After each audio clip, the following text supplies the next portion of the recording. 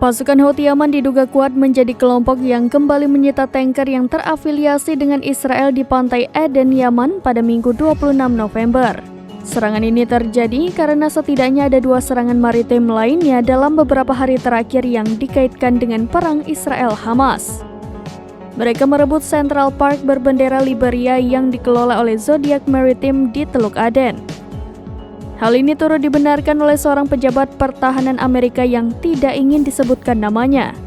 Zodiac mengatakan kapal itu terlibat dalam dugaan insiden pembajakan sekitar 54 mil di laut lepas pantai Somalia, Afrika.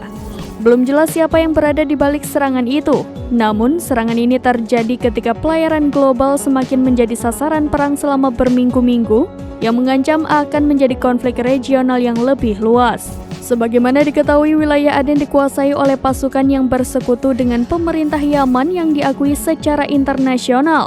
Sebelumnya, kelompok Houthi juga menyatakan masih akan terus mengincar kapal-kapal kargo Israel lainnya yang melintas di Laut Merah. Mereka sebelumnya berhasil menangkap 1 kapal kargo milik perusahaan Israel Galaxy Leader pada 19 November 2023. Juru bicara Dewan Keamanan Nasional Amerika Serikat John Kirby pun mengutuk penyitaan kapal tersebut dan menyebutnya sebagai pembajakan kapal di perairan internasional.